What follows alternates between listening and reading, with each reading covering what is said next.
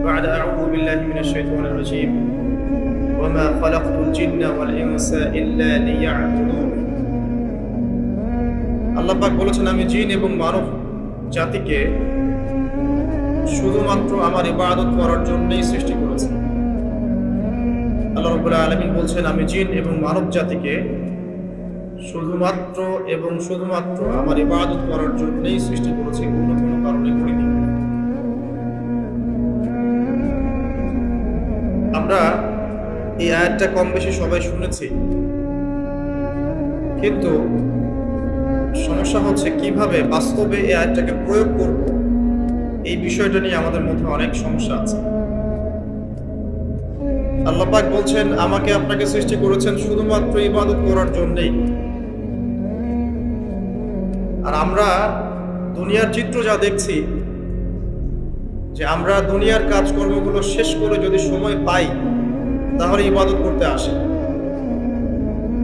আল্লাহ পাক বলছেন, তোমাদেরকে সৃষ্টি করেছি শুধু আমার ইবাদত করার জন্য, আর কোনো কারণে সৃষ্টি করি নাই।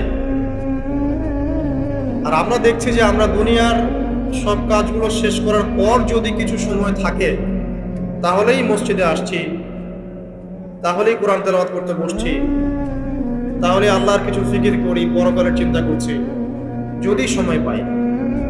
তাহলে আল্লাহর কথা আর বাস্তবতার মধ্যে আকাশ পাতাল পার্থক্য দেখা যাচ্ছে। তো যদি আমাদের পুরো জীবনটাকে আল্লাহর ইবাদতে কাটাতে হয়, তাহলে বাস্তবিকভাবে কি করণীয়, প্র্যাকটিক্যালি আমরা কি করব, এই বিষয়টা নিয়ে আজকে ইনশাআল্লাহ কথা বলবো। মা তাওফীকি ইল্লা বিল্লাহ আলাইহি তাওয়াক্কালতু ওয়া ইলাইহি উনীব। সবার আগে যে বিষয়টা জানা দরকার সেটা হলো ইবাদত কি জিনিস। ইবাদত মানে হচ্ছে আনুগত্য এবং দাসত্ব। কার আনুগত্য, কার দাসত্ব? একমাত্র আল্লাহ রাব্বুল আলামিনের আনুগত্য এবং তার দাসত্ব। এই আনুগত্য এবং দাসত্ব কার পদ্ধতিতে হবে? উত্তর, মহান আল্লাহ প্রেরিত সর্বশেষ নবী মুহাম্মদ রাসূলুল্লাহ সাল্লাল্লাহু আলাইহি ওয়াসাল্লামের দেখানো তরিকা এবং পদ্ধতিতে হতে হবে। তাহলে সারা জীবন ইবাদতে কাটানোর কি পদ্ধতি? সহজ উত্তর, পুরো জীবনের প্রতিটা কাজ যদি নবী সাল্লাল্লাহু আলাইহি ওয়াসাল্লামের দেখানো পথ এবং পদ্ধতি অনুযায়ী হয় এবং তার সুন্নাহ মাফিক হয়, ইনশাআল্লাহ তাআলা জীবনের প্রতিটা কাজই ইবাদত হিসেবে গণ্য হবে ইনশাআল্লাহ। যেমন জীবনের একটা বড় বিষয় হচ্ছে জীবনের লক্ষ্য নির্ধারণ করা। যদি কোনো ব্যক্তির জীবনের লক্ষ্য থাকে দুনিয়া, তাহলে আল্লাহ হয়তো তাকে দুনিয়া দিবেন, কম বেশি সে দুনিয়া পাবে ইনশাআল্লাহ, কিন্তু পরকালে তার কোনো অংশ থাকবে না। যদি কারো জীবনের উদ্দেশ্য হয় শুধুই দুনিয়া, আর যদি জীবনের উদ্দেশ্য হয় যে দুনিয়া আমার প্রয়োজন, এখানে আমি মুসাফিরের মতো আছি, যতটুকু প্রয়োজন ততটুকু গ্রহণ করব, ভোগ করব, এই দুনিয়াটাকে কাজে লাগিয়ে আমি পরকালে জান্নাত পেতে চাই, তাহলে ইনশাআল্লাহ তাআলা আল্লাহ পাক তাকে দুনিয়াও দিবেন, পরকালও দিবেন ইনশাআল্লাহ। যে ব্যক্তি শুধু দুনিয়ার জন্য দুনিয়া করে, সে ব্যক্তি দুনিয়া আখিরাত দুটোই হারায়। আর যে ব্যক্তি পরকালের জন্য দুনিয়া করে, সে ব্যক্তি দুনিয়া পরকাল দুটোই পাবে। কথা কি বুঝতে পারছেন?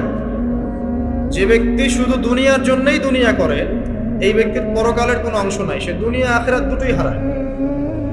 আর যে ব্যক্তি পরকালের জন্য দুনিয়া করে, সে ব্যক্তি দুনিয়াও পাবে ইনশাআল্লাহ, পরকালও পাবে ইনশাআল্লাহ। তাহলে আমরা কি করা উচিত আমাদের? আমরা পরকালের উদ্দেশ্যে দুনিয়ার কাজগুলো করবো ইনশাআল্লাহ। এটা হবে জীবনের লক্ষ্য। দুনিয়া আমার প্রয়োজন, এখানে আমি মুসাফির। দুনিয়াতে আল্লাহ পাক নির্দিষ্ট সময় দিয়েছেন, কারো 20, 30, 40, 50 বা 100 বছর হায়াত আছে।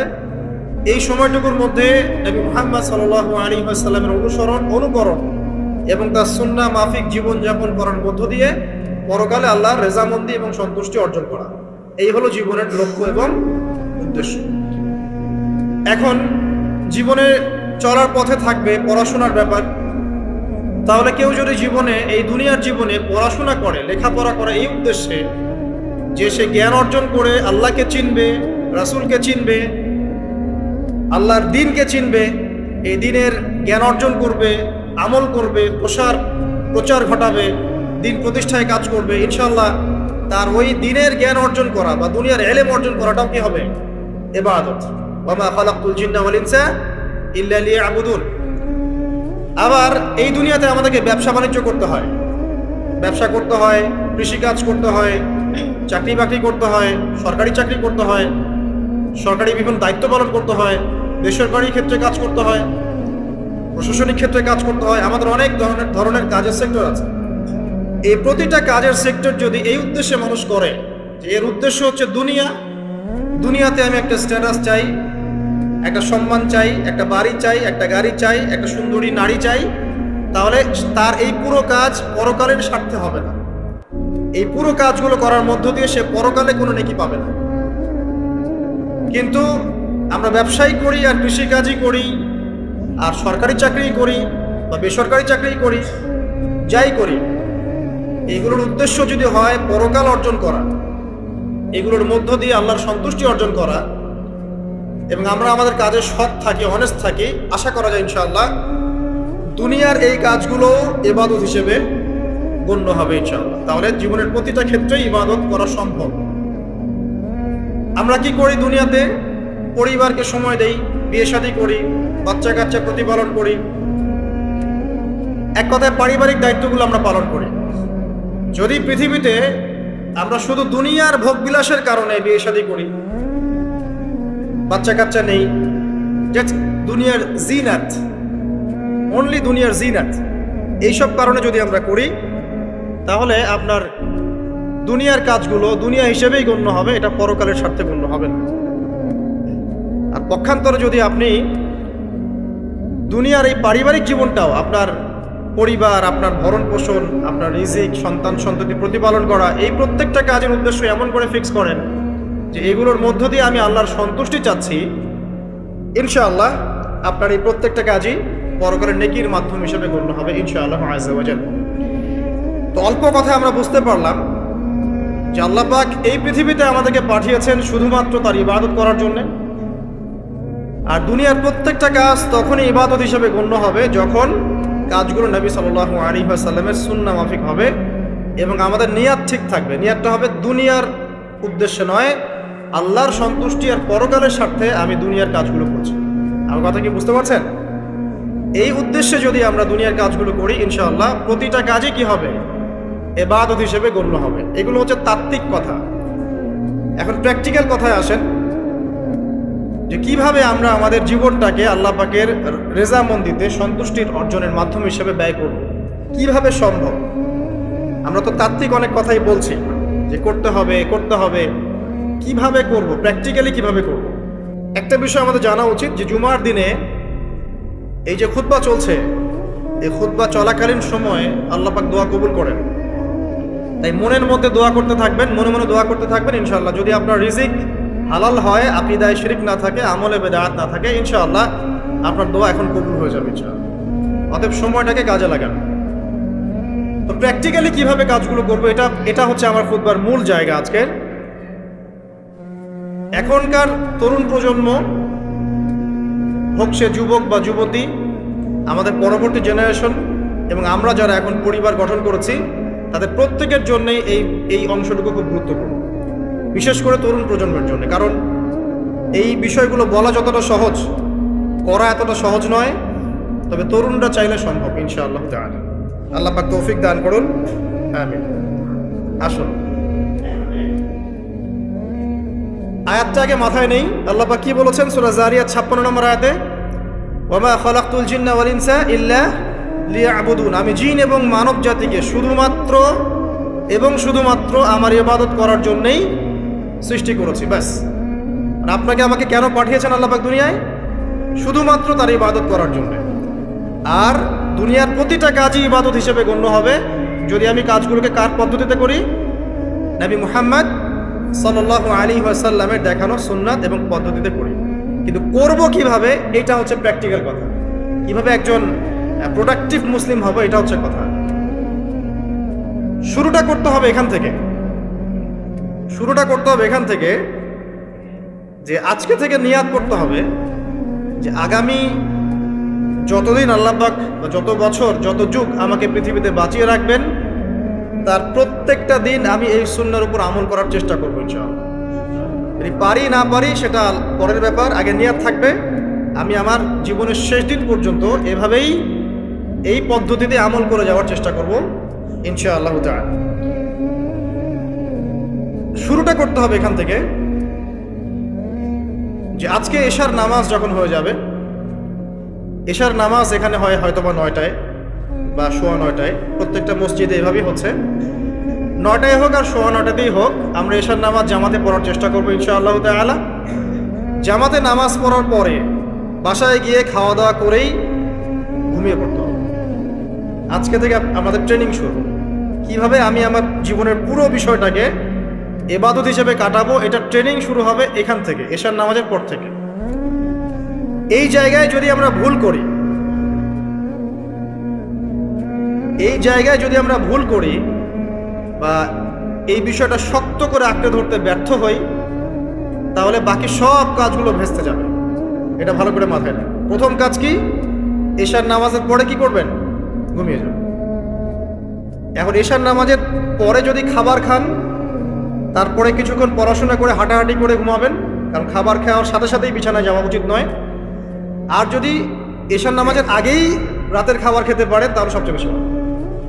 এইটাই সুন্নহসম্মত, এশার নামাজের আগেই রাতের খাবার খেয়ে ফেলা, মাগরিব থেকে এশার মধ্যেই রাতের খাবার খেয়ে ফেলা, তারপরে মসজিদে এসে নামাজ পড়ে বাসায় গিয়ে ঘুমানো, এটা সবচেয়ে বেস্ট। এখন ঘুমানোর আগে কি করবেন? ঘুমানোর আগে আপনি প্রথমত পড়বেন আয়াতুল কুরসি। আয়াতুল কুরসি কোনটা? আল্লাহু লা ইলাহা ইল্লা হুয়াল হাইয়ুল কাইয়্যুম লা তা'খুযুহু সিনাতুন ওয়া লা নাওম, এখান থেকে লাহু মা ফিস সামাওয়াতি ওয়া মা ফিল আরদি মান যাল্লাযী ইয়াশফা'ু ইনদাহু ইল্লা বিইذনিহি ইয়া'লামু মা বাইনা আইদিহিম ওয়া মা খালফাহুম ওয়া লা ইউহিতুনা বিশাইইন মিন ইলমিহি ইল্লা বিমা শা'a ওয়াসি'a কুরসিয়ুহু সামাওয়াতি ওয়াল আরদ ওয়া লা ইয়াউদুহু হিফযুহুমা ওয়া হুয়াল আলিয়্যুল আযীম। সূরা বাকারার আয়াত নাম্বার 255, সূরা বাকারার আয়াত নাম্বার 255 হচ্ছে আয়াতুল কুরসি। ঘুমানোর আগে আয়াতুল কুরসি পড়বেন বিছানায় গিয়ে। তারপরে সূরা বাকারার শেষের 3টা আয়াত পড়বেন। সূরা বাকারার শেষের 3টা আয়াত, লিল্লাহি মা ফিস সামাওয়াতি ওয়া মা ফিল আরদ, এখান থেকে শুরু করে ফানসুরনা আলাল কওমিল কাফিরিন পর্যন্ত এই শেষের 3টা আয়াত অবশ্যই পড়বেন। ঘুমানোর আগে যে ব্যক্তি আয়াতুল কুরসি পড়বে, আল্লাহর পক্ষ থেকে একজন ফেরেশতা তার কাছে থাকবে সারা রাত। এই ফেরেশতা ওই ব্যক্তিকে পাহারা দিবে ইনশাআল্লাহ, কোনো বিপদ আপদ তাকে স্পর্শ করবে না ইনশাআল্লাহ তাআলা। রাতের বেলা অনেক বিপদ হতে পারে, চুরি হতে পারে, ডাকাতি হতে পারে, তারপরে আপনার দুষ্ট জিন শয়তান উৎপাত করতে পারে, এছাড়া আপনার জাদুবিদ্যার কাজ হয় রাত্রেবেলা, মানুষ এগুলো করতে পারে, কুফরি কালাম করতে পারে, ক্ষতিকর প্রাণী আপনাকে কামড় দিতে পারে, অনেক কিছু হতে পারে। আপনি তো ঘুমের মধ্যে আছেন, আপনি জানেন না কি হচ্ছে। অতএব আয়াতুল কুরসি পড়বেন, ইনশাআল্লাহ আল্লাহ পাক আপনাকে হেফাজত করবে ইনশাআল্লাহ। আর সূরা বাকারার শেষের 3টা আয়াত কেন পড়বেন? কারণ নবী সাল্লাল্লাহু আলাইহি ওয়াসাল্লাম বলেছেন, রাতের বেলা সূরা বাকারার 3টা আয়াত যে ব্যক্তি পড়বে, সারা রাত যদি আপনি নফল নামাজ পড়তেন যে নেকি হতো, এই 3 আয়াত পড়ার মাধ্যমে সেই নেকি হয়ে যাবে ইনশাআল্লাহ। ঠিক আছে? সারা রাত ধরে নফল নামাজ পড়া কি কষ্টকর না? এটা সবচেয়ে সহজ হচ্ছে আপনার সূরা বাকারার শেষের 3টা আয়াত পড়বেন, ঘুমিয়ে যাবেন ইনশাআল্লাহ, সারা রাতের নেকি আপনার আমলনামায় লেখা হবে। এগুলো শুধু বললেই হবে না আর শুনলেই হবে না, আমল করতে হবে কবে থেকে? ইনশাআল্লাহ আজকে থেকে। আল্লাহ পাক সবাইকে আমল করার তৌফিক দান করুন, আমিন। এরপর কি করবেন? এরপর 3 কুল পড়বেন। কয় কুল? 3 কুল। কোনটাকে 3 কুল বলে? বিসমিল্লাহির রহমানির রহিম, কুল হুয়াল্লাহু আহাদ, এটা একটা। কুল আউযু বিরাব্বিল ফালাক, এটা একটা। কুল আউযু বিরাব্বিন নাস, এটা একটা। এই 3টা সূরা কার মুখস্থ নাই? এমন কেউ কি আছে যে এই 3টা সূরা মুখস্থ নাই? আছে? যদি থাকে তার গলায় দড়ি দেওয়া উচিত। যদি এমন কেউ থেকে থাকে মুসলিম সমাজে যার এই 3 কুল মুখস্থ নাই, তার গলায় দড়ি দেওয়া উচিত, লজ্জায়। আত্মহত্যা করতে উৎসাহিত করছি না। ও যে পরীক্ষার রেজাল্ট খারাপ হলে আত্মহত্যা করে না, দেখেন না? তারও আগে তো তোমার লকডাউন উচিত ছিল এই জন্য যে তুমি 3 কুলই পড়তে পারো না। মুসলিম সমাজে বড় হয়ে মুসলিম পরিবারে জন্মগ্রহণ করে 3 কুল যে পড়তে পারে না, তার কি দরকার আছে বেঁচে থাকার? কি কোন মুখ নিয়ে আল্লাহর সামনে দাঁড়াবেন? কোন মুখ নিয়ে নবী সাল্লাল্লাহু আলাইহি ওয়াসাল্লামের সামনে যাবে? ইয়া রাসূলুল্লাহ, আপনার উপরে পুরো 30 পারা কোরআন নাযিল হয়েছিল, আমি 3 কুলি মুখস্থ করতে পারি নাই, আমার জন্য সুপারিশ করেন। এই কথা কোন মুখ নিয়ে বলতে যাবে? তবে কোরআন একটা কিতাব, আলহামদুলিল্লাহ। একজন হিরোইন খোরও দেখবেন সূরা ফাতিহা পড়তে পারে, তাই না? একজন হিরোইন খোরকেও দেখবেন সূরা ফাতিহা বলতে পারে, কোরআনের মুজিজা। সবার মনের মধ্যে আল্লাহ পাক কোরআন ঢুকিয়ে দিবেন, তবে চেষ্টা থাকতে হবে না, চেষ্টা করতে হবে। বাচ্চাদেরকে শেখান, বাচ্চাদেরকে লাড়ে লাপ্পা না শিখিয়ে বাচ্চাদেরকে ভালো কিছু শেখান। নাহলে এইসব সন্তানরা, এইসব যুবক যুবতীরা বড় হয়ে যে ফিল্ম স্টারদের পিছনে দৌড়াবে, পর্ন স্টারদের পিছনে দৌড়াবে। বিদেশ থেকে কোনো মেয়ে যদি বাংলাদেশে আসে নাচতে, এদেরকে দেখতে টিকিট কাটতে যাবে 12,000 15,000 টাকা দিয়ে। সুসন্তান মানুষ করে যান, কুলাঙ্গার প্রজন্ম জন্ম দিয়ে কি দরকার? এর চেয়ে বাচ্চা নেওয়ারই দরকার নেই। যদি বাচ্চা কাচ্চা এভাবেই মানুষ করবেন তাহলে নেয়ারই দরকার নাই ভাই। বন্ধা থাকেন, বিয়েই করার দরকার নেই। আপনি বাচ্চা তো মানুষ করতে পারছেন না। আল্লাহ পাক আমাদেরকে বোঝার তৌফিক দান। 3 কুল পড়ে ঘুমাবেন। 3 কুলের মধ্যে একটা সূরা ইখলাস, একটা সূরা ফালাক, একটা সূরা নাস। কি হবে এটা পড়লে? নবী সাল্লাল্লাহু আলাইহি ওয়াসাল্লাম বলছেন দৃশ্য ও অদৃশ্য, মানে যা দেখা যায়, যা দেখা যায় না, এই দৃশ্য অদৃশ্যের জগতের কোনো ক্ষতি তাকে স্পর্শ করবে না। প্রোটেকশন, আল্লাহর পক্ষ থেকে প্রোটেকশন। আর এটা যখন রাতে পড়বেন তখন এভাবে পড়বেন, একবার সূরা ইখলাস, কুল হুয়াল্লাহু আহাদ, তারপর সূরা ফালাক, কুল আউযু বিরাব্বিল ফালাক, তারপর সূরা নাস, কুল আউযু বিরাব্বিন নাস পড়ে দুই হাত একত্রিত করে ফু দিবেন, দিয়ে মাথা থেকে নিয়ে এভাবে পুরো মাথা থেকে নিয়ে পুরো বডি এভাবে মাসাহ করবেন, এভাবে। ঠিক আছে? এটা 3 বার করবেন, একবার না। একবার করবেন আরেকবার, 3 বার। এরপরে পড়বেন সূরা কাফিরুন। কোন সূরা? কুল ইয়া আইয়ুহাল কাফিরুন লা আ'বুদু মা তা'বুদুন। এই সূরাটা পড়বেন লাকুম দীনুকুম ওয়ালিয়া দীন পর্যন্ত। কি হবে? আল্লাহর রাসূল সাল্লাল্লাহু আলাইহি ওয়াসাল্লাম বলেন যে রাতের বেলা ঘুমানোর আগে কেউ যদি সূরা কাফিরুন তেলাওয়াত করে ঘুমিয়ে যায়, আল্লাহ পাক ওই ব্যক্তিকে শিরকের পাপ থেকে মুক্ত রাখবে। আমি অনেক লেকচারে বলেছি, আবার বলছি যে যত মানুষ জাহান্নামে যাবে, হাজারে যে 999 জন মানুষই জাহান্নামে যাবে, তাদের আমলনামার মূল পাপটা হচ্ছে শিরক। কথা বুঝতে পারছেন?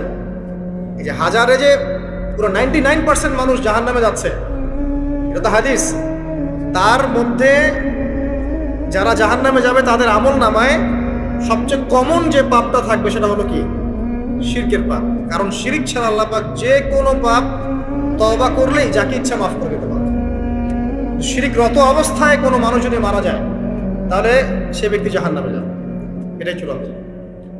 ইল্লা মাশাআল্লাহ। তো সূরা কাফিরুন যদি আপনি তেলাওয়াত করেন, আল্লাহ পাক আপনাকে শিরক থেকে বাঁচাবেন। শিরক সম্পর্কে বিস্তারিত জানার জন্য আপনি পড়েন কিতাবুত তাওহীদ। কোন বই? কিতাবুত তাওহীদ। এই বইটাকে পড়েন, দেখবেন এখানে শিরকের সমস্ত বিষয়গুলো লেখা আছে। কোন কোন কাজ করলে শিরক হয়, কোন কোন কথা বললে শিরক হয়, কি চিন্তা করলে শিরক হয়। মনে রাখেন, এই যুগে সবচেয়ে বেশি যে পাপে মানুষ ডুবে আছে এটা হলো শিরকের পাপ। শুধু শিরক নিয়ে আমি আলাদা লেকচার দিব ইনশাআল্লাহ, কারণ এখন শিরকের আলোচনা শুরু করলে আর প্রোডাক্টিভ মুসলিম আলোচনা করতে পারবো। এটা এত ডিটেলস একটা সাবজেক্ট। মনে রাখবেন, শিরক চিন্তায় হয়, কথায় হয় এবং কাজে হয়। এই 3 শ্রেণীর শিরকের বিস্তারিত বিবরণ দেওয়া আছে কিতাবুত তাওহীদ নামের একটা বই। বাজারে কিনতে পাওয়া যায়, পড়ে দেখবেন। আর কি? রাতের বেলা শোয়ার আগে পড়বেন 33 বার সুবহানাল্লাহ, 33 বার আলহামদুলিল্লাহ এবং 34 বার আল্লাহু আকবার। আল্লাহর পক্ষ থেকে আপনার শরীরে শক্তি আসবে। এটা যারা নিয়মিত আমল করে, আল্লাহর পক্ষ থেকে তাদের শরীরে শক্তি আসে। হ্যাঁ, কারণ এইটা রাসূল সাল্লাল্লাহু আলাইহি ওয়াসাল্লাম কাকে শিখিয়ে দিয়েছেন? তার মেয়ে ফাতিমা রাদিয়াল্লাহু আনহা। ফাতিমা রাদিয়াল্লাহু আনহা এবং আলী রাদিয়াল্লাহু আনহু, তারা দুজন গিয়েছেন আল্লাহ রাসূলের দরবারে, গিয়ে বলেছেন আমাদেরকে একজন দাসী বা দাস দিন। বাসার অনেক কাজ আমরা করতে পারি না, লাগে না কাজের মানুষ? নবী সাল্লাল্লাহু আলাইহি ওয়াসাল্লাম বলছেন যে আমি কি তোমাদেরকে এমন কিছু শিখিয়ে দিব যেটা তোমাদের এই দাস দাসের অভাব পূরণ করে দিবে? প্রয়োজন হবে না, অবশ্যই শিখিয়ে দিন। তখন নবীজি শিখালেন সাল্লাল্লাহু আলাইহি ওয়াসাল্লাম যে ঘুমানোর আগে 33 বার সুবহানাল্লাহ পড়বে, 33 বার আলহামদুলিল্লাহ এবং 34 বার আল্লাহু আকবার। তোমাদের দাস দাসীর প্রয়োজন হবে না ইনশাআল্লাহ। ওর ব্যাখ্যায় অনেক ওলামায়ে কেরাম বলেছেন যে এটা নিয়মিত আমল করতে থাকলে রোগ ব্যাধি কম হয়, শরীরে শক্তি আসে, এনার্জি বাড়ে, আপনি নিজের কাজ নিজেই করতে পারবেন ইনশাআল্লাহ। আসুন সামনে যাই। এরকম ঘুমানোর আরো বেশ কিছু আমল আছে, আমি অল্প কয়েকটা বললাম, এগুলোই করা শুরু করেন, আল্লাহ তৌফিক দান করুন। আর যদি পারেন ওযু করে ঘুমাতে পারলে আরো বেশি ভালো হয়।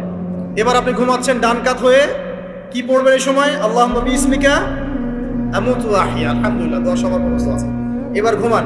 এই যে ঘুমাচ্ছেন আপনি 3 ঘন্টা বা 4.5 ঘন্টা বা 6 ঘন্টা, আপনার এই পুরো ঘুমটা হবে ইবাদত ইনশাআল্লাহ। এবং পবিত্র অবস্থায় ঘুমানোর অভ্যাস করতে থাকলে আল্লাহর পক্ষ থেকে আপনি সত্য স্বপ্ন দেখতে পারেন। এখনকার সায়েন্স একটা বিশ্বাস করে না, আর এই সায়েন্সকে নিয়ে আমার কোনো মাথা ব্যথাও নেই। কারণ আজকে একটা কথা বলে কালকে একটা কথা বলে, ঠিক আছে? আল্লাহর পক্ষ থেকে আপনি সত্য স্বপ্ন দেখতে পারেন। ইউসুফ আলাইহিস সালাম জেলখানায় বন্দী, সূরা ইউসুফ পড়ে দেখেন। তখন কয়েদিদের মধ্যে 2 জন স্বপ্ন দেখেছে। একজন স্বপ্ন দেখছে তার মাথার উপরে রুটি, উপর থেকে পাখি এটা ঠোকরে কি করছে, খেয়ে নিয়ে চলে যাচ্ছে। আরেকজন স্বপ্ন দেখেছে যে সে শরাব পান করাচ্ছে একজন, আছে না সূরা ইউসুফে? তো ইউসুফ আলাইহিস সালাম বললেন যে যার মাথা থেকে পাখি ঠোকরায় খেয়ে নিচ্ছে খাবার, তাকে শুলদণ্ড দেয়া হবে। আর যে শরাব পান করাচ্ছে সে অতি শীঘ্রই মুক্ত হয়ে যাবে, জেল থেকে ছাড়া পেয়ে যাবে। কয়দিন পর তাই হলো। এই যে স্বপ্ন যারা দেখেছে এরা কি মুসলিম? এই স্বপ্ন যারা দেখেছে এরা কিন্তু মুসলিম না। ইউসুফ আলাইহিস সালাম মুসলিম, তিনি আল্লাহর নবী, তিনি স্বপ্নের ব্যাখ্যা করছেন, কিন্তু এখানে একজন অমুসলিমের স্বপ্ন সত্য হয়েছে। একজন অমুসলিমকে আল্লাহ পাক স্বপ্ন দেখাতে পারেন, দলিল আছে কোরআনে। সত্য স্বপ্ন বলে একটা বিষয় আছে, যেটার জন্য অবশ্যই আল্লাহর পক্ষ থেকে নূর দরকার, স্বচ্ছ একটা মন দরকার, কলবুল সালিম দরকার, বেশি বেশি আমল দরকার, হ্যাঁ, আধ্যাত্মিকত্ব দরকার, আল্লাহর মারিফত দরকার। তারপরে ইনশাআল্লাহ সত্য স্বপ্নের প্রশ্ন আসবে। সারাদিন টিভি দেখে, গান সিরিয়াল দেখে, গালিগালাজ করে, গীবত তৌমুক করে, খোঁচাখুচি করে, চুলাচুলি করে, এদের সাথে সত্য স্বপ্নের কি সম্পর্ক? এদের কিন্তু শয়তান স্বপ্ন দেখাবে। কথা বুঝতে পারছেন? ফজরের নামাজের পরে নবী সাল্লাল্লাহু আলাইহি ওয়াসাল্লাম বসে থাকতেন, সাহাবীরা তাকে বলতেন কে কোন স্বপ্ন দেখেছে তিনি বলতেন, এবং তিনি স্বপ্নের ব্যাখ্যা ইন্টারপ্রিটেশন করতেন, এটা এটা এটা এমন এটা এমন। এমনকি এই যে আপনার উহুদের যুদ্ধের আগের রাতে অনেক সাহাবী স্বপ্ন দেখেছেন, এবং পরের দিন দেখবেন উহুদের দিনে অনেক সাহাবী শহীদ হয়েছে। তো যাই হোক, ওইদিকে আমি যাচ্ছি না। তো এই যে ঘুমটা আপনি ঘুমাচ্ছেন, ইনশাআল্লাহ আপনার ঘুমটা কি হচ্ছে? ইবাদত হচ্ছে না? আলহামদুলিল্লাহ। আলেম যারা, তাদের ঘুমও ইবাদত। যারা এই যে মুসলিম, মুমিন, মুত্তাকি, আলেম, তাদের ঘুমগুলো কি ইবাদত। এখন ঘুমান শেষ, ঘুমের মধ্যে যদি দুঃস্বপ্ন দেখেন, তাহলে আপনি বাম দিকে 3 বার থুতু ফেলবেন, ফেলে আউযু বিল্লাহি মিনাশ শাইতানির রাজিম পড়বেন, পরে পাশ পরিবর্তন করে আবার ঘুমাবেন। এটা হয় না ঘুমের মধ্যে অনেক সময়? অনেকের বোবা ধরে, শ্বাস নিতে পারে না। এগুলো এজন্যই হয় কারণ তারা ঘুমানোর আগে জিকির আজগারগুলো করেন। নিয়মিত করলে এগুলো সমস্যা ইনশাআল্লাহ হবে না। আপনি নিজের ভালো নিজেই বোঝেন, হুজুরের কাছে দৌড়ানোর দরকার নাই এত বেশি। নিজের বাচ্চাকে নিয়ে এত দৌড়ানো, এই কবিরাজ ওই কবিরাজ, ওইখানে তাবিজ, এত তো দরকার নাই তো। নিজের আমল নিজে করেন, দেখবেন আপনি আল্লাহ পাকের পক্ষ থেকে নিরাপত্তার মধ্যে আছেন ইনশাআল্লাহ। আল্লাহ তৌফিক দান করুন। এরপরে ঘুম থেকে উঠলেন, চেষ্টা করবো আমরা ঘুম থেকে ওঠার কয়টার সময়? 5টায় যদি ফজরের নামাজ হয় বা 4:30টায় যদি ফজরের নামাজ হয়, মিনিমাম 4টায় উঠতে হবে। কয়টায়? 4টায়। এই জন্য যদি অ্যালার্ম দেন ঘড়িতে, অ্যালার্ম দিবেন প্রত্যেক 1.5 ঘন্টা পর পর। মনে করেন যে আপনি 1.5 ঘন্টা ঘুমাতে যাচ্ছেন, তাহলে 1.5 ঘন্টা পরে অ্যালার্ম সেট করবেন, অথবা 3 ঘন্টা পর, অথবা 4.5 ঘন্টা, অথবা 6 ঘন্টা। মানে 1.5 ঘন্টার গণিতক দিয়ে আপনি অ্যালার্ম সেট করবেন, দেখবেন উঠতে পারবেন খুবই ইজিলি। এতে 1.5 ঘন্টায় আপনার ঘুমের সার্কেলটা পূর্ণ হয়। এটা ঘুমের সার্কেল পূর্ণ হতে আমাদের মাথায় তো রেস্টের দরকার আছে, এটা পূর্ণ হতে 1.5 ঘন্টার মতো সময় লেগে যায়। তো এটা একটা ট্রিক বললাম আপনাদেরকে, আপনি করতে পারেন, উপকৃত হবেন ইনশাআল্লাহ। তো ফজরের নামাজের মিনিমাম আধা ঘন্টা আগে আমাদেরকে ওঠার অভ্যাস করতে হবে। এই যে ঘুমটা ভাঙলো, ভাঙার সাথে সাথে কি করব? ভাঙার সাথে সাথে আল্লাহ শুকরিয়া, আলহামদুলিল্লাহিল্লাযী আহইয়ানা বা'দা মা আমাতানা ওয়া ইলাইহিন নুশুর। বাস, এই যে ইবাদত হয়ে গেল। এবার আপনি আরেকটা দোয়া পড়বেন, শিখে নেন। আপনি পড়বেন লা ইলাহা ইল্লাল্লাহ ওয়াহদাহু লা শারীকা লাহু লাহুল মুলকু ওয়া লাহুল হামদ ওয়া হুয়া আলা কুল্লি শাইইন কাদির সুবহানাল্লাহ আলহামদুলিল্লাহ ওয়া লা ইলাহা ইল্লাল্লাহ আল্লাহু আকবার লা হাওলা ওয়া লা কুওয়াতা ইল্লা বিল্লাহ আল্লাহুম্মা গফির। এটা পড়ার পরে হাত তুলে দোয়া করেন, যা দোয়া করবেন তাই পাবেন ইনশাআল্লাহ। জানতেন? জানতেন না? তো এই দোয়াটা হচ্ছে দোয়া কবুলের অস্ত্র। ঘুম থেকে ওঠার পর যদি এই দোয়াটা করে দোয়া করেন, ইনশাআল্লাহ দোয়া কবুল হয়ে যাবে ইনশাআল্লাহ। আমাদের জীবনে চাওয়া পাওয়ার কি অভাব আছে? প্রচুর চাওয়া পাওয়া।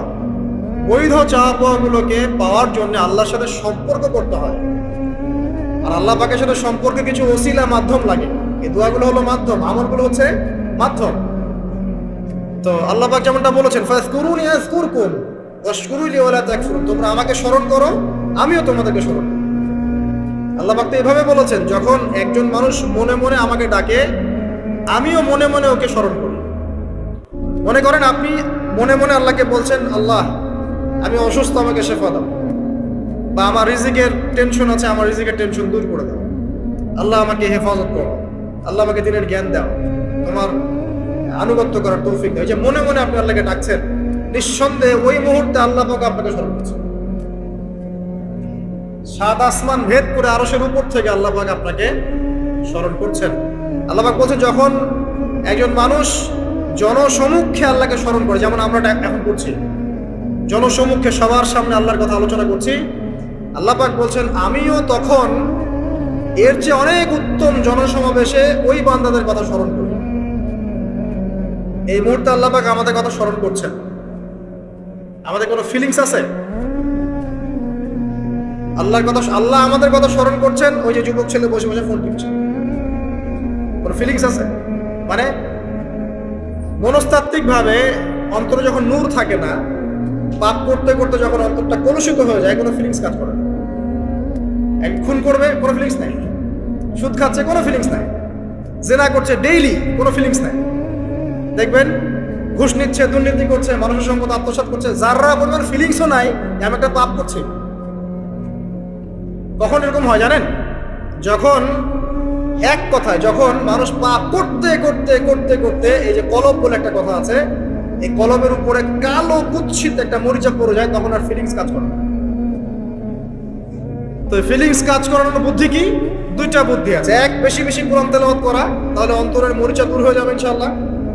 আর দুই হচ্ছে বেশি বেশি মৃত্যুর কথা স্মরণ করা, তাহলে মনের মধ্যে যে কালিমাগুলো আছে আস্তে আস্তে দূর হবে ইনশাআল্লাহ। যে টেবিলের তল দিয়ে ঘুষ নিচ্ছে, ও স্মরণ করে মৌতের কথা। যে মেয়েটা বোরখা পরে যে ডেটিং করে বেড়াচ্ছে, জেনা করে বেড়াচ্ছে, ও কি মৃত্যুর কথা স্মরণ করে? যে ছেলেটা এখনকার যুব সমাজের বেশিরভাগই মাদকের সাথে সম্পৃক্ত, গার্লফ্রেন্ড বয়ফ্রেন্ড অ্যাফেয়ার্সে আছে, হ্যাঁ, টিকটক প্রজন্ম, আড্ডাবাজি করে সময় কাটায়, গুন্ডামি করে, মাস্তানি করে, এর মৌতের কোনো ফিকির আছে? একজনকে বড় দায়িত্ব দেওয়া হয়েছে, সবার সম্পদ লুটপাট করে খাচ্ছে, এর মৌতের ফিকির আছে নাকি? এর মধ্যে ফেরাউনি চেতনা এসেছে, আনা রব্বুকুমুল আলা, আমি মহান রব, আমি তোমাদের মহান রব। ওদের মধ্যে ওই চেতনা কাজ করছে যে সূরা মুমিনুনে যেটা বলা আছে, যে আমরা এখানেই জন্ম নেই, এখানেই মারা যায়, আমরা পুনরুত্থিত হব। ইন হিয়া ইল্লা হায়াতুনা দুনিয়া নামুতু ওয়া নাহইয়া ওয়া মা নাহনু বিমাবউসিন, আমরা এই দুনিয়াতেই বাঁচি, দুনিয়াতেই মরি, আমাদের কোনো পুনরুত্থানের কিছু নাই। এটা চেতনা এমন, কে ফিকির করে মত? অথচ আপনি দেখছেন যে প্রতিনিয়তই কোনো কারণ ছাড়াই মানুষ নাই, কোনো কারণ লাগে না। এখন তো কারণ ব্যাখ্যা করতে আমরা পছন্দ করি, এই কারণে ওইটা হয়েছে, ওই কারণে এটা হয়েছে। এটাকে বলে কার্যকারণ তত্ত্ব, দর্শনের ভাষায় কি বলে? কার্যকারণ তত্ত্ব। এটা আপনারা ফিলোসফি পড়লে বুঝবেন। প্রত্যেকটা কাজের পিছনে একটা কারণ থাকে, আমরা কারণটা সার্চ করি বেশি। এখন কারণ ছাড়াই মানুষ ডেড। এই যে যাচ্ছে, উপরে একটা সুন্দর করে বড় একটা পাথর ঝুলছে, সব পাস হয়ে যাচ্ছে ওখান থেকে, মানে রাস্তায় কাজ চলছে, উপরে আবার এটা ঝুলছেও, আর মানুষ আবার 19 দিয়ে যাতায়াত করছে। যারা রাখছে ওদের ইন্টেলেকচুয়াল অবস্থা চিন্তা করেন, আর যারা আমরা তল দিয়ে যাচ্ছি তারও অবস্থা চিন্তা করেন। বুদ্ধিভিত্তিক ভাবে আমরা কোন জায়গায় চিন্তা করেন? মানে মানুষ বিজি রোড দিয়ে যাচ্ছে, ওখানেই কাজ হচ্ছে, আবার যেখানে কাজ হচ্ছে দেখছি সেখানে আমরাও আবার তল দিয়ে যাচ্ছি। সবাই পাস হয়ে গেল, যাদের তাকদিরে লেখা ছিল মৌত, একদম মুহূর্তের মধ্যে শেষ। কি কারণ ব্যাখ্যা করবেন? কোনো সায়েন্স দিয়ে ব্যাখ্যা করতে পারবেন? পারবেন না। ওই ময়মনসিংহে ওই যে মহিলাটা যাচ্ছে, ট্রাক মেরে দিয়ে চলে গেল, মহিলার পেট থেকে বাচ্চা পেট ফেটে বাচ্চা বেরোয় গেল, বাচ্চা জীবিত, মা ডেড। সায়েন্স দিয়ে ব্যাখ্যা করতে পারবেন? এটাই তাকদির, একেই বলে তাকদির, যেটাকে সায়েন্স দিয়ে ব্যাখ্যা করা যায় না, বিজ্ঞান দিয়ে ব্যাখ্যা করা যায় না। এরকম ঘটনা কত ঘটছে অহরহ। দুজন বসে আছে, হাজব্যান্ড ওয়াইফ, হাজব্যান্ড হাজব্যান্ডের যাওয়ার কথা, হাজব্যান্ড ওয়াইফের গাড়িতে বসছে আর ওয়াইফ হাজব্যান্ডের গাড়ি ড্রাইভ করছে। আর এই হাজব্যান্ডের দুশ্মন যে ছিল সে টার্গেট করেছিল যে ওই লোকটাকে গুলি করে মারবে রাস্তায়। যেহেতু ওয়াইফ হাজব্যান্ডের গাড়ি ড্রাইভ করছে, রাস্তায় ওয়াইফ ডেড, হাজব্যান্ড জীবিত। তাকদির।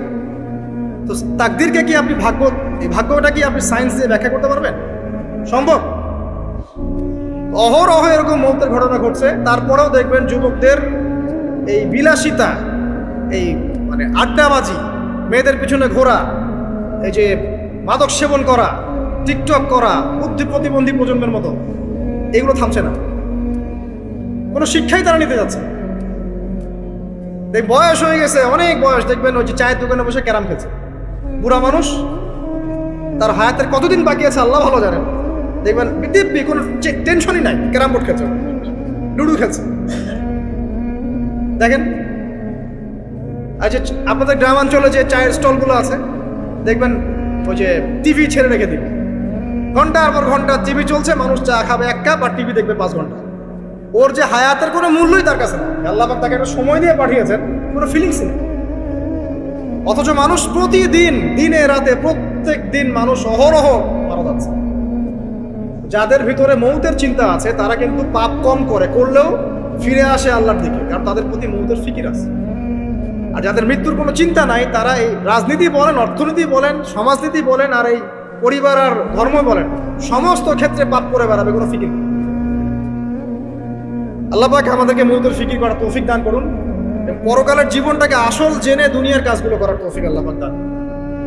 আসেন, তো এবার আপনি শুকরিয়া আদায় করছেন, আলহামদুলিল্লাহিল্লাযী আহইয়ানা বা'দা মা আমাতানা ওয়া ইলাইহিন নুশুর। আধা ঘন্টা আগে ঘুম থেকে উঠেছেন, এখন কি করবেন? বাথরুমে যাচ্ছেন। এই বাথরুম করাটা কি দুনিয়াবি কাজ না? এই কাজটা ইবাদত হবে যদি আমি ঢোকার সময় বাম পা দিয়ে ঢুকি আর বলি, কি বলি? আল্লাহুম্মা ইন্নী আউযু বিকা মিনাল খুবসি ওয়াল খাবাইস। এখন বাথরুম করতে আপনার 10 মিনিট লাগুক আর 15 মিনিট লাগুক আর 5 মিনিট লাগুক, এই পুরো সময়টা নেকি পাবেন। সুবহানাল্লাহ। আর কি চাই? বের হব, এখন বের হওয়ার সময় কি বলবো? গুফরানাকা, নেকি পাচ্ছি। একটা দোয়া আছে, আলহামদুলিল্লাহিল্লাযী আযহাবা আনিল আযান ওয়া আফানি। এবার আপনি ওযু করবেন। ওযুটা ধীর স্থির ভাবে করবেন, তাড়াহুড়া করবেন না। ওযুর প্রত্যেকটা অঙ্গ প্রত্যঙ্গ 3 বার করে ধোয়ার চেষ্টা করবেন। শুধু মাথা মাসে হবে কয়বার? 1। ওযু করার পরে আপনি হাত তুলে আল্লাহর কাছে দোয়া করুন। ওই সময়টা কখন? রাত 4টা থেকে 4:30 বাজে, তাই না? তার মানে আল্লাহ রাব্বুল আলামিন এখন প্রথম আসমানে আছেন। কিভাবে আল্লাহ পাক আছেন সেটা আল্লাহর উপর ছেড়ে দেন, আমাদের এটা নিয়ে ব্যাখ্যা করার দরকার নাই, চিন্তাও করার দরকার। আল্লাহ পাক বলেছেন আমি নেমে আসি, বাস নেমে আসি। এত বেশি বুদ্ধিজীবী হওয়ার দরকার নেই। খুব বেশি বুদ্ধিজীবী হয়ে গেলে আবার মানুষ খেয়ে হারিয়ে ফেলে। অত দরকার নাই, শুনেছি মেনেছি, ব্যাস যথেষ্ট।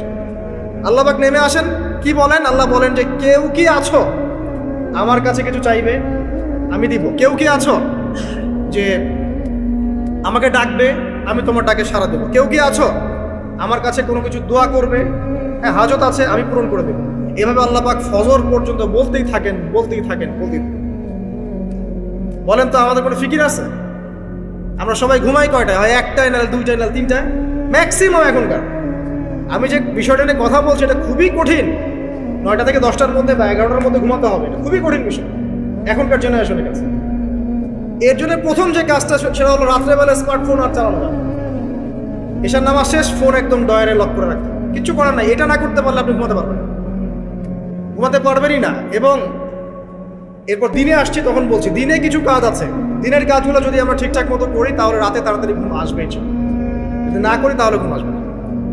তো শেষ রাতে আল্লাহ পাক আসমানে নেমে আসেন, প্রথম আসমানে, এবং এই আহ্বান করতে থাকেন। তাই ওই সময় ওযু করার পরেই আপনি হাত তুলে আল্লাহর কাছে দোয়া করা শুরু করেন। আপনার যত চাওয়া পাওয়া আছে আল্লাহর কাছে ঢেলে দেন, ইনশাআল্লাহ আল্লাহ রাব্বুল আলামিন আপনাকে খালি হাতে ফেরাবেন। আল্লাহ পাক তো এমন করে বলেছেন যে কেউ হাত তুলেছে আল্লাহর কাছে আর আল্লাহ পাক সেটাকে খালি ফিরিয়ে দিবেন, এটাতে আল্লাহ লজ্জা বোধ হয়। কথা বুঝতে পারছেন? আমাদের যাদের অনেক সম্পদ আছে বা সামর্থ্য আছে এবং মন আছে বড়, তাদের কাছে যখন কেউ সাহায্য চায় আপনার খালি ফিরাইতে লজ্জা লাগে না? আপনার মনে হয় না যে চাইলো এত করে কিভাবে না করে ফিরাই? আছে না এমন মানুষ? আছে না? আসলে দান সদকা করার জন্য সম্পদ লাগে না, দান সদকা করার জন্য মন লাগে। কি লাগে?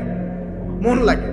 দেখবেন অনেক কোটিয়াল আছে মানুষ, দান সৎকার করতে পারে না, জাকাতই তো দেয় না, দান সৎকার করবে কি? বাংলাদেশে যত কোটিপতিগুলো আছে সবার থেকে জাকাত নেওয়া শুরু করলে এদেশে কোনো দারিদ্রতা বলে কিছু থাকবে না, ইনশাআল্লাহ থাকবেই না, এটাই বাস্তব। কে উদ্ধার করবে সেই টাকা? ইমাম মাহাদি আসলে করবে ইনশাআল্লাহ, ঈসা ইবনে মারিয়াম আসলে করবে ইনশাআল্লাহ। তখন কে জাকাত না দিয়ে পার পায় তাই দেখা যাবে। একটা ব্যক্তি পাওয়া যাবে না জাকাত না দিয়ে পার পায়।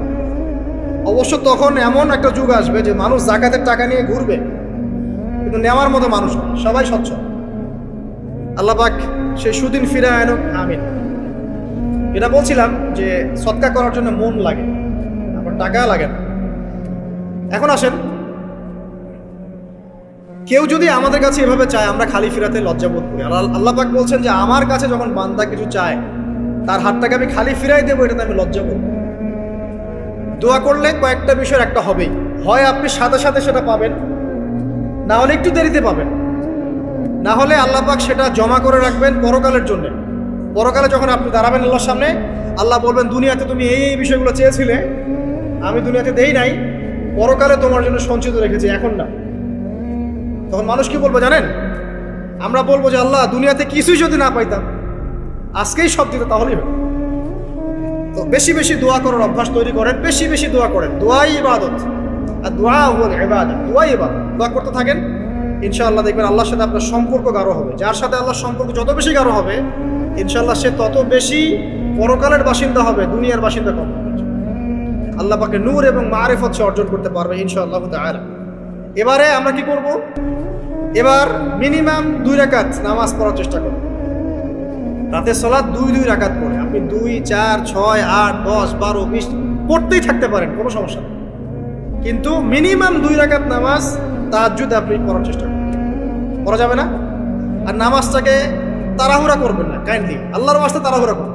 রিল্যাক্সে কেরাত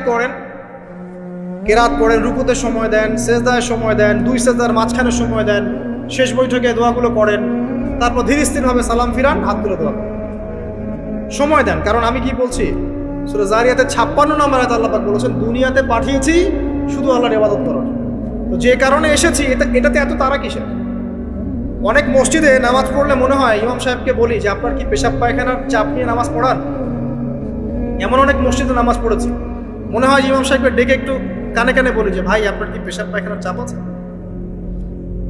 মানে 4 রাকাত নামাজ 3 মিনিটে শেষ, 4 রাকাত নামাজ 4 মিনিটে শেষ, এত তাড়াহুড়ার কি আছে? হ্যাঁ, জামাতে নামাজ সংক্ষিপ্ত করতো, তাই বলে কি এত সংক্ষিপ্ত নাকি? রুকু করার টাইম পাওয়া যায় না, সেজদা করার টাইম পাওয়া যায় না? নামাজে ধীর স্থিরতা এবং খুশুটা খুব ইম্পর্টেন্ট। নামাজে কোথায় হাত বাঁধলেন এটা নিয়ে তর্ক না করে, নামাজের একাগ্রতা, মনোযোগ কতটুকু আসছে এটা নিয়ে তর্ক করেন। ভিতরের রুহটাই আসল, আধ্যাত্মিকতাটাই আসল। হ্যাঁ, একজন ভাই হাত বেঁধেছে মনে করেন এখানে, কেউ বেঁধেছে এখানে, এটা নিয়ে ঝগড়া করেন। দেখেন নামাজে কতটুকু ফোকাস, মনোযোগ কতটুকু থাকছে, কতটুকু নামাজে আপনি দোয়া করতে শিখছেন, সেজদায় আল্লাহকে পাইতে শিখছেন। নামাজ পড়ে কি ফিল হচ্ছে যে আমি আল্লাহর সাথে কথা বলছি, আল্লাহ আমার কথা শুনছেন? আমরা তো মেকানিক্যাল নামাজ অভ্যস্ত এখন, মানে দুনিয়ার কাজের চাপ এত বেশি, জাস্ট মসজিদে যাবো, ঢুকবো, বেরো, চলে আসবো, হাজিরা দিতে আসছি মনে হয়, সিগনেচার করবো, চলে যাবো। আপনার এমন এত তারা কিসের ভাই? ওয়া খালাকতুল জিন্না ওয়াল ইনসা ইল্লা লিয়াবুদুন, শুধু ইবাদত করার জন্যই সৃষ্টি করেছে তোমাদেরকে। তো মসজিদে তো তাড়াহুড়া কেন? রিল্যাক্স থাকেন, মসজিদে রিল্যাক্সে নামাজ পড়েন, সময় নেন। ফজরের নামাজ পড়ার আগে আপনি বাসার থেকে 2 রাকাত সুন্নত পড়ে আসতে পারেন, এটা আরেকটা ভালো আমল। কারণ নবী সাল্লাল্লাহু আলাইহি ওয়াসাল্লাম সুন্নত নামাজগুলো কি করতেন? বাসায় পড়তেন। এতে বাসার মধ্যে বরকত হবে, শয়তান দূর হয়ে যাবে। এই যে তাহাজ্জুদ আপনি 2, 4, 8, 10 যত পারেন পড়েন, মিনিমাম 2 রাকাত পড়েন, ধীর স্থিরভাবে পড়েন। নামাজ শেষ করে আবার আল্লাহর কাছে দোয়া করেন, দেখবেন যে ইনশাআল্লাহ আপনার দোয়া কবুল হবে। আর দোয়া যে কবুল হয় এটা আপনি নিজেই বুঝতে পারবেন, নিজেই বুঝবেন, কারো কাছে যাওয়া লাগবে। এবার ফজরের সালাতের সময় হয়ে গেল, আজান হচ্ছে, আজানের জবাব দিয়ে ব্যাস হেঁটে হেঁটে মসজিদ, প্রত্যেক পদক্ষেপ হেঁটে যাব আর দোয়া করব। কি দোয়া করব? যে আল্লাহ আমাকে নূর দান করো। কি দান করো? আল্লাহুম্মা ইজআল ফি কলবি নূরা ওয়া ফি লিসানি নূরা ওয়া ফি সামঈ নূরা ওয়া ফি বাসরি নূরা ওয়া আন ইয়ামিনি নূরান ওয়া আন শিমালি নূরান ওয়া মিন ফাওকি নূরা ওয়া মিন তাহতি নূরা। আল্লাহুম্মা ইজআল ফি নাফসি নূরা মানে এর অর্থ হচ্ছে আল্লাহ আপনি আমার ডানে বামে সামনে পিছনে শরীরে আত্মায় দেহে সবখানে আল্লাহ আপনার নূর দান করুন। নূর কেন? কারণ দুনিয়ার মধ্যে অনেক অন্ধকার, অন্ধকার না, সব জাহিলিয়াতে অন্ধকার। এখানে পথ চলতে হলে নূর লাগবে, আলো লাগবে। এটা কে দিবে? আল্লাহ দিবে। কবর বড় অন্ধকার, ওখানে থাকতে হলে ভালোভাবে কি লাগবে? আলো লাগবে। হাসরের মাঠ অন্ধকার, ওখানে ভালোভাবে থাকতে হলে কি লাগবে? আলো লাগবে। এই জন্য নামাজে যাওয়ার সময় অন্ধকার সময় এই দোয়াগুলো করতে হয়। আর তার আগে একটা কথা বলতে ভুলে গেছি, বাসা থেকে যে বের হচ্ছেন তখন কি পড়বেন? কি পড়বেন? বিসমিল্লাহি তাওয়াক্কালতু আলাল্লাহ ওয়ালা হাওলা ওয়ালা কুওয়াতা ইল্লা বিল্লাহ। এটা পড়ে বের হলে শয়তান দূরে চলে যাবে, ফেরেশতা আপনার কাছে চলে আসবে। এবার নামাজে আসলাম, জামাতের সাথে নামাজ পড়বেন, ফজরের নামাজ, এবং ফজরের সালাতের কেরাতটা লম্বা করার চেষ্টা করবেন। এটা সুন্নাত, ফজরের সালাতের কেরাত লম্বা করার সুন্নাত। এবং নামাজ শেষ হওয়ার সাথে সাথেই উঠেও চলে যাবেন না। নামাজ শেষ, এবার আপনি ওখানে বসে থাকবেন, বসে বসে জিকির আজগারগুলো করবেন। কি কি জিকির করবেন আমি কয়েকটা আপনাদেরকে শিখিয়ে দিচ্ছি, বাকিগুলো আপনারা কিতাব থেকে শিখে নেবেন। সালাম ফেরানো শেষ, প্রথমে একবার আল্লাহু আকবার, তারপর 3 বার আস্তাগফিরুল্লাহ আস্তাগফিরুল্লাহ আস্তাগফিরুল্লাহ। এরপরে পড়বেন আল্লাহুম্মা আনতাস সালাম ওয়া মিনকাস সালাম তাবারাকতা ইয়া যাল জালালি ওয়াল ইকরাম পড়বেন। তারপর আল্লাহুম্মা আইন্নি আলা যিকরিক ওয়া শুকরিকা ওয়া হুসনি ইবাদাতিক। এরপরে পড়তে পারেন আয়াতুল কুরসি, যেটা একটু আগে বলেছি, তাসবিহাত সুবহানাল্লাহ আলহামদুলিল্লাহ আল্লাহু আকবার 33 পরে কালিমা শাহাদা, অথবা 10-10-10ও পড়ার দলিল আছে। এরপরে পড়বেন সুবহানাল্লাহি ওয়া বিহামদিহি আদাদা খালকিহি ওয়া রিদা নাফসিহি ওয়া জিনাতা আরশিহি ওয়া মিদাদা কালিমাতিহি 3 বার, এটা 3 বার। তারপর 3 কুল 3 বার করে, সূরা ইখলাস 3 বার, ফালাক 3 বার, নাস 3 বার, সূরা হাশরের শেষ 3 আয়াত একবার। এরপরে পড়বেন সাইয়্যিদুল ইস্তিগফার, মানে সমস্ত ইস্তিগফারের শ্রেষ্ঠ ইস্তিগফার। এটা কোনটা? আল্লাহুম্মা আনতা রাব্বি লা ইলাহা ইল্লা আনতা খালাকতানি আনা আবদুক ওয়া আনা আলা আহদিক ওয়া ওয়া'দিক মাসতাতা'তু আউযু বিকা মিন শাররি মা সানা'তু আবু'ু লাকা বিনি'মাতিকা আলাইয়া ওয়া আবু'ু বিযামবি ফাগফিরলি ফাইন্নাহু লা ইয়াগফিরু যুনুবা ইল্লা আনতা। এটা যে পড়বে সকালে পড়ে যদি রাতের মধ্যে মারা যায় জান্নাত ইনশাআল্লাহ, আবার সন্ধ্যায় পড়ে যদি সকালের আগে মারা যায় জান্নাত ইনশাআল্লাহ। এত বড় অস্ত্র, এত বড় একটা সুযোগ। এরপরে পড়বেন আমার পছন্দের কয়েকটা, আউযু বিকালিমাতিল্লাহি তাম্মাতি মিন শাররি মা খালাক 3 বার। এটা যদি আপনি পড়েন আপনি দৃশ্য অদৃশ্যের ক্ষতি থেকে বেঁচে থাকবেন ইনশাআল্লাহ। দুষ্ট জিন শয়তান আপনার কোনো ক্ষতি করতে পারবে না ইনশাআল্লাহ। আরেকটা খুবই শক্তিশালী দোয়া আছে, সেটা হলো বিসমিল্লাহিল্লাযী লা ইয়াদুররু মা ইসমিহি শাইউন ফিল আরদ ওয়ালা ফিস সামা ওয়া হুয়াস সামিউল আলিম 3 বার করে। এইটা যে পড়বে, এই যে জিন বলেন, ভূত বলেন, যে পেতনি বলেন, যেগুলো আমরা ভয় পাই, ঠিক আছে, চোখ লাগা বলেন, বদনজর বলেন, যা যা আছে, হিংসুকের হিংসা, কোনো কিছুই আপনার কোনো ক্ষতি করবে না। এবং ইনশাআল্লাহ আপনি হঠাৎ মৃত্যুবরণ থেকে বেঁচে থাকবেন, হঠাৎ মৃত্যুবরণ। এটা কিন্তু সবার জন্য নিয়ামত, এটা সবার জন্য নিয়ামত। তারপরে আসেন, এরপর পড়বেন 10 বার লা ইলাহা ইল্লাল্লাহ ওয়াহদাহু লা শারীকা লাহু লাহুল মুলকু ওয়া লাহুল হামদ ওয়া হুয়া আলা কুল্লি শাইইন কাদির। এটা 10 বার পড়লেও হবে। আর যদি 100 বার পড়তে পারেন তাহলে আপনার চেয়ে বেশি নাকি কেউই অর্জন করতে পারবে। যদি 100 বার এই দোয়াটা কেউ পড়ে সারাদিনে, লা ইলাহা ইল্লাল্লাহ ওয়াহদাহু লা শারীকা লাহু লাহুল মুলক ওয়া লাহুল হামদ ওয়া হুয়া আলা কুল্লি শাইইন কাদির, ওই দিন শয়তান তার কাছে আসবে না। 100 গুনাহ আমলনামা থেকে কেটে দেওয়া হবে, 100 নেকি লিখে দেওয়া হবে, এবং আল্লাহর কাছে দিন শেষে একটা তালিকা পেশ করা হয়, আজকের দিনে কে কি আমল করেছে, এই তালিকায় তার নাম দেখবেন সবার আগে আছে। ওই ব্যক্তির নামও থাকতে পারে যে 100 বারের চেয়ে বেশি পড়েছে, তখন তার নাম আগে চলে যাবে, এর নামটা পরে চলে আসবে। কথা বুঝতে পারছেন? মিনিমাম 100 বার পড়তে পারলে খুব ভালো হয়। যদি না পড়েন কমপক্ষে কয়বার? 10 বার। আসেন, এরপরে পড়বেন 10 বার দরুদ শরীফ, আল্লাহুম্মা সাল্লি আলা মুহাম্মাদ ওয়া আলা আলি মুহাম্মাদ, যেটা আছে দরুদ ইব্রাহিম, এটা পড়তে পারেন, অথবা ছোট করে পড়তে পারেন আল্লাহুম্মা সাল্লি ওয়া সাল্লিম আলা নবিয়িনা মুহাম্মদ, এটা পড়লেও হবে, অথবা আল্লাহুম্মা সাল্লি আলা মুহাম্মাদ ওয়া সাল্লিম, এতটুকু পড়লেও ইনশাআল্লাহ হক আদায় হয়ে যাবে। 10 বার যে ব্যক্তি দরুদ পড়ে সকালে সন্ধ্যায়, নবী সাল্লাল্লাহু আলাইহি ওয়াসাল্লাম তার জন্য পরকালে সুপারিশ করবেন ইনশাআল্লাহ। যদি আমরা নবীজির সুপারিশ পেতে চাই, দরুদের কোনো বিকল্প নাই। বেশি বেশি দরুদ পড়তে থাকেন, তার সুন্নাহ অনুসরণ করেন, বেশি বেশি দরুদ পড়তে থাকেন। মিনিমাম সকালে 10 বার, সন্ধ্যায় 10 বার। ইনশাআল্লাহ আল্লাহ নবী সুপারিশ করবেন ইনশাআল্লাহ তাআলা। আরেকটা আছে রাদিতু বিল্লাহি রাব্বান ওয়া বিল ইসলামি দীনান ওয়া বি মুহাম্মাদ সাল্লাল্লাহু আলাইহি ওয়াসাল্লাম নবিয়্যা। এর একটা বড় ফজিলত আছে। কি ফজিলত? যে ব্যক্তি এই দোয়াটা সকাল সন্ধ্যা 3 বার করে পড়ে, কিয়ামতের মাঠে আল্লাহ পাকের উপর হক হয়ে যাবে, ওয়াজিব হয়ে যাবে, আল্লাহ ওই ব্যক্তিকে সন্তুষ্ট করে দিবেন ইনশাআল্লাহ।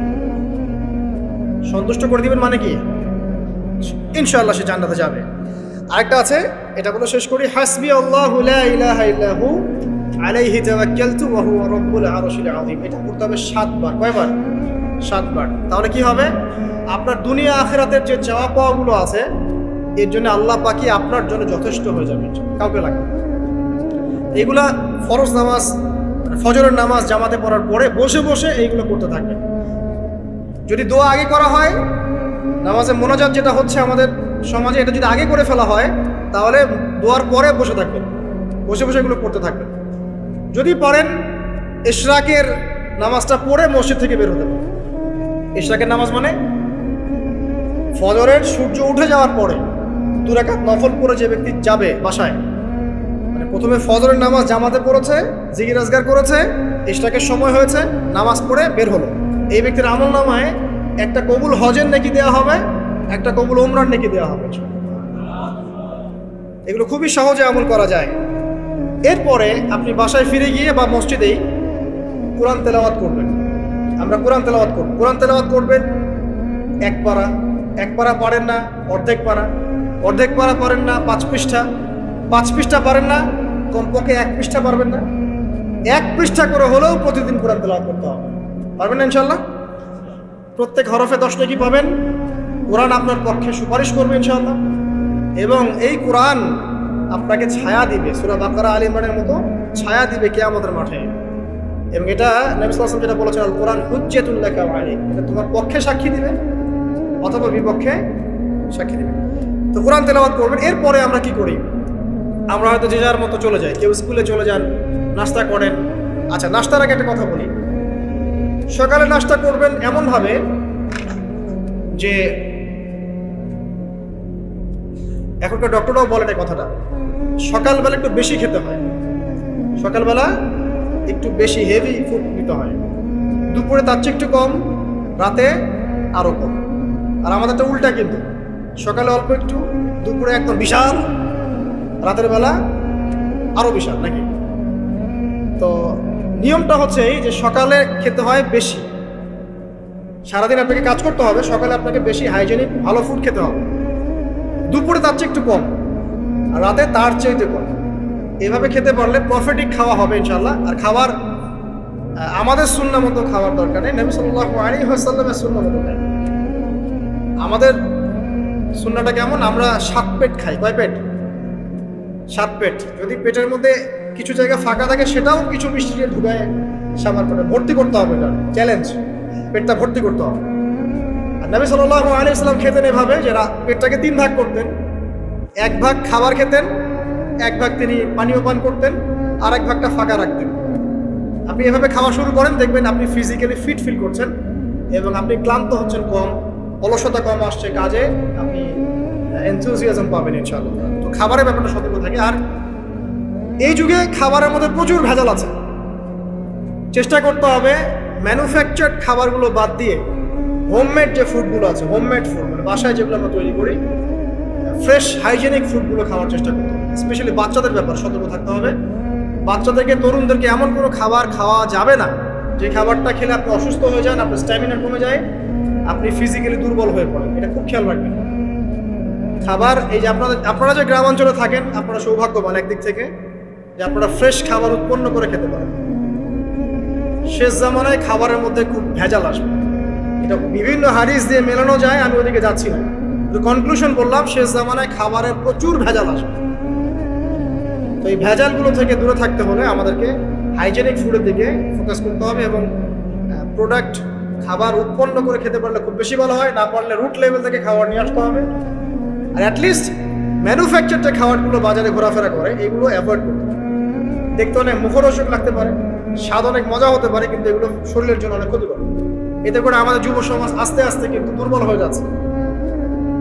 এখনকার যুব সমাজকে দেখে তাকায় দেখেন, আমাদের বাপ-দাদাদেরকে তাকায় দেখেন, যারা এখানে বয়স্ক মুরব্বী আছে দেখেন, একজন মুরব্বীর সাথে এখনকার যুবকের কুস্তি লাগান, পাঞ্জা লাগান, বা ওই যে একটা রিংয়ের মধ্যে ঢুকে বক্সিং ম্যাচ দেন একটা, দেখেন দেখেন কে পারে।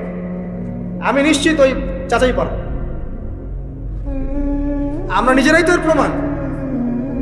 আমাদের বাপ দাদাদের বয়সে যারা আছেন তারা এখনো দিব্যি মাঠে কাজ করে, দেখবেন 4 ঘন্টা 5 ঘন্টা 8 ঘন্টা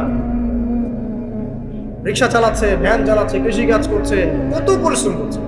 আর আমাদের যুব সমাজে তাকায় দেখেন না আপনি, একটু চেহারাগুলো দেখেন না, চেহারাগুলো তাকায় দেখেন, চাপাগুলো বসে গেছে গাঁজা খেতে খেতে, হিরোইন খেতে খেতে দেখবেন চাপাগুলো বসে গেছে একদম, চোখগুলো ঢুকে গেছে একদম মাদক খেতে খেতে। হ্যাঁ, হস্তমৈথুন করতে করতে শরীর রোগা, চলতে পারে না। কথা শুনতে খারাপ লাগছে না? বাস্তব, এগুলোই বাস্তব এখন। হ্যাঁ, ঘুম নাই, সারা রাত জাগ না, ওই যে ফজরের পর ঘুমায়, রাতে ওই যে বিকাল 4টায় ওঠে, দেখবেন শরীরটার দিকে তাকায় দেখেন, চলতে পারে, এনার্জি নাই। একটা ক্রিকেট ম্যাচে লাগাই দেন, ও দেখবেন 2-4 ওভার ব্যাটিং করে শেষ।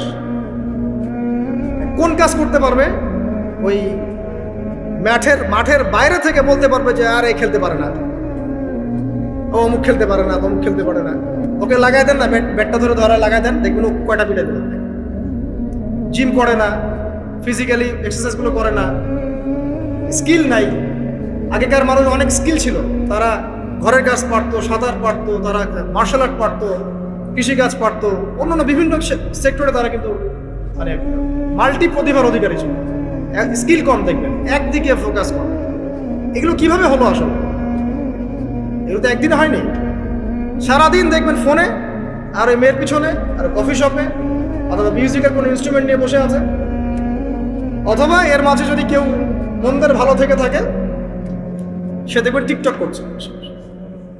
এইগুলাই এখনকার পুরুষদের মধ্যে, এই ইয়াং জেনারেশনের মধ্যে ওই সৌর্য বীর্য গায়রতটা পাওয়া যায় না। দেখবেন গায়রত একটা ব্যাপার আছে, গায়রত সৌর্য বীর্য এটা নাই। এর অন্যতম একটা কারণ এটাও, এখানে খাদ্যাভ্যাসেরও একটা ব্যাপার আছে, ফিজিক্যালি তারা ফিট না। তো আল্লাহ পাক এই বিষয়গুলো আমাদের বোঝার তৌফিক দান করুন। সব কিছু রিলেটেড। আপনাকে যদি একজন প্রোডাক্টিভ মুসলিম হতে হয়, শারীরিকভাবে আপনাকে ফিট থাকতে হবে, মেন্টালি ফিট থাকতে হবে, আপনাকে মানসিকভাবে শক্ত থাকতে হবে, চ্যালেঞ্জ নেওয়ার ক্ষমতা থাকতে হবে, হয়তো সময় নষ্ট করা যাবে না।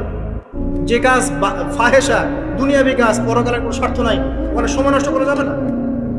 ঠান্ডা মাথায় প্ল্যান করতে হবে যে আমি আমার জীবনে কি করতে চাই, কার পরে আমি কি করব, কার পরে কি করব, আমার প্ল্যান থাকতে হবে। রেজাল্ট খারাপ হয়েছে, হতাশ হয়ে আত্মহত্যা করবেন কি জন্য? কি এমন হয়েছে আপনার জীবনে? একটা মেয়ে ছেড়ে চলে গেছে, এই জন্য বিষ খাবেন কেন?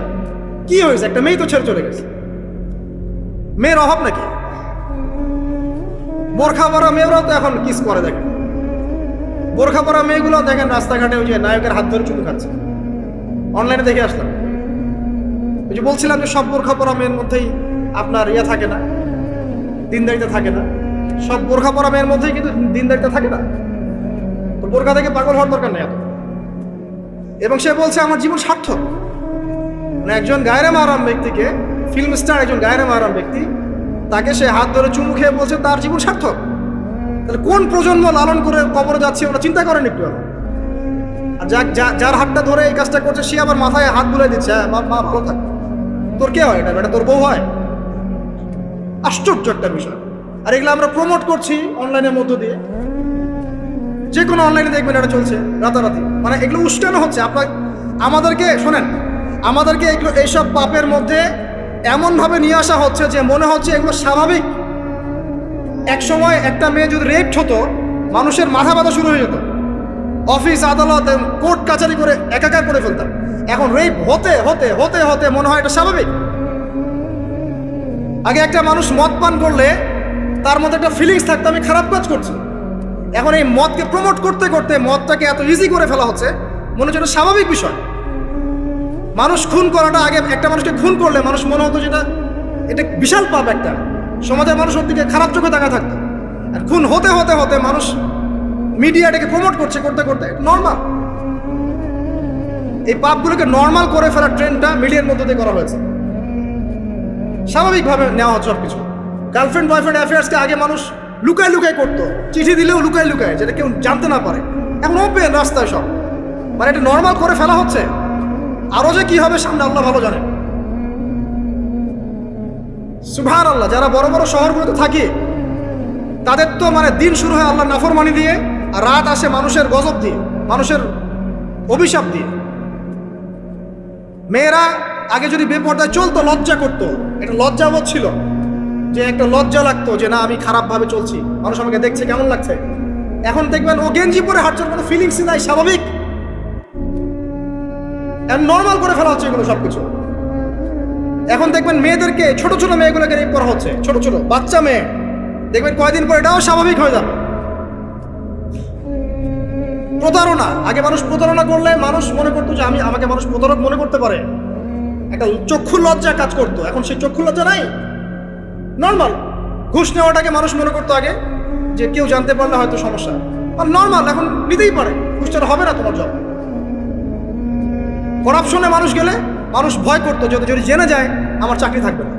এখন নর্মাল, ও বড় করাপ্টেড, তার চেয়ে ছোটটা আরেকটু কম, তার চেয়ে ছোটটা আরেকটু কম, একটা চক্র সবকিছু।